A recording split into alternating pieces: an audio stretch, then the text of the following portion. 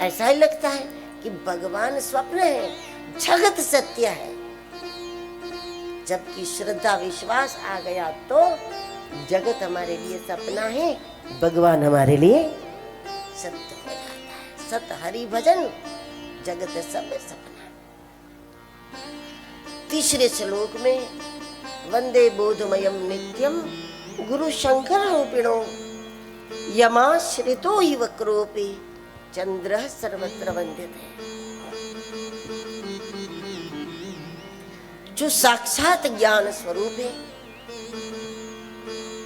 नित्य है, वंदे बोधमयम नित्यम और गुरु शंकर रूपिणो।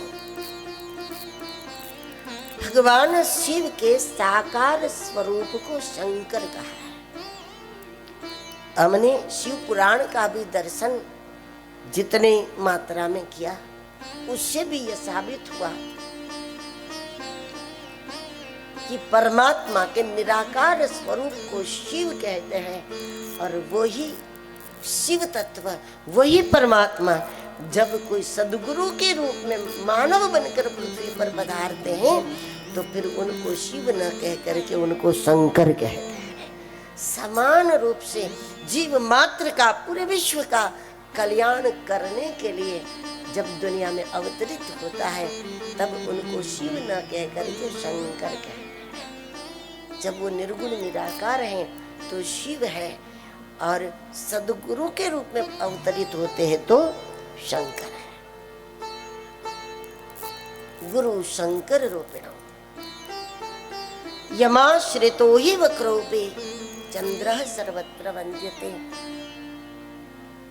जिन पर उनकी कृपा होती है, यदि उस व्यक्ति के व्यवहार में टेढ़ापन भी क्यों न हो, वो वंदनीय हो जाता है। क्योंकि सद्गुरु मानव हृदय को सद्भाव से भर देता है। और जब हमारा हृदय सद्भाव से भर गया तो हम टेढ़ा काम करेंगे ना, वो भी जगत कल्याण के लिए करेंगे, और सीधा काम करेंगे वो भी जगत कल्याण के लिए करेंगे। कहीं भी हमारा अपना स्वार्थ नहीं होगा। जगत कल्याण के लिए हमें जो करना पड़ेगा हम करें। कभी सीधा चले, कभी टेढ़ा चले, जो भी करे, लेकिन हेतु बदल जाएगा ना। हेतु बदल जाएगा। अधिक से अधिक लोगों का उद्धार कैसे, अधिक से अधिक जीवों का कल्याण कैसे होगा, उसी हेतु से हमारा हर व्यवहार हो जाएगा। तो फिर टेढ़ापन भी वंदनीय है। अगर कल्याण करता है तो, यदि जगत का उद्धार करता है तो टेढ़ापन भी वंदनीय हो जाता है। चौथे श्लोक में सीताराम गुणग्राम पुण्यारण विहारिणो वंदे विशुद्ध विज्ञानो कवीश्वरो कपीश्वर। कपीश्वर हनुमान जी महाराज जी को नमन, कवीश्वर वाल्मीकि जी को नमन।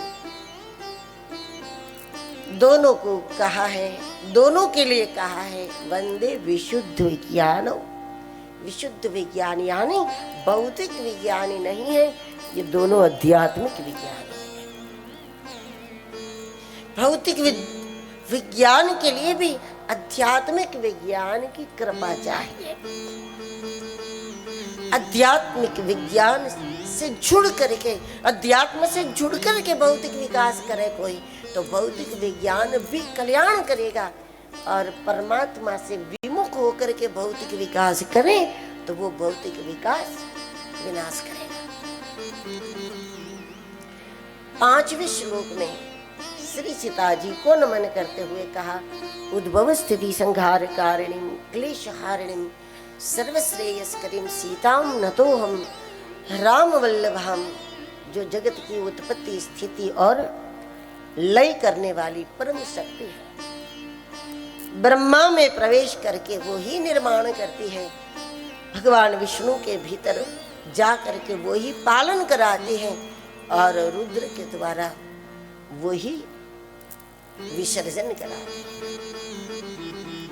तत्व दूसरा नहीं है। वही बिजली जिससे पंखा चलता है, और वही बिजली अगर हीटर से उसका तार जोड़ दो तो कमरा गर्म करे, तो कमरा गर्म करने वाली बिजली अलग नहीं होती, ठंडा करने वाली बिजली अलग नहीं होती, वही वायरिंग, वही इलेक्ट्रिसिटी, वही सब होता है। लेकिन उपकरण अगर कमरा ठंडा करने वाला हो गया तो उसके द्वारा वो ठंडा करे, और अगर हीटर से जुड़ गया तो गर्म करे। उसी प्रकार वही पराशक्ति है। किसके द्वारा किस समय क्या कराना है वो केवल और केवल जगदम्बा तय करती है। इसलिए कहा है ज्ञानी नाम अपि चेतांसी देवी भगवती ही सा बलादाकृष्य मोहाय महामाया प्रयच्छति। किस शरीर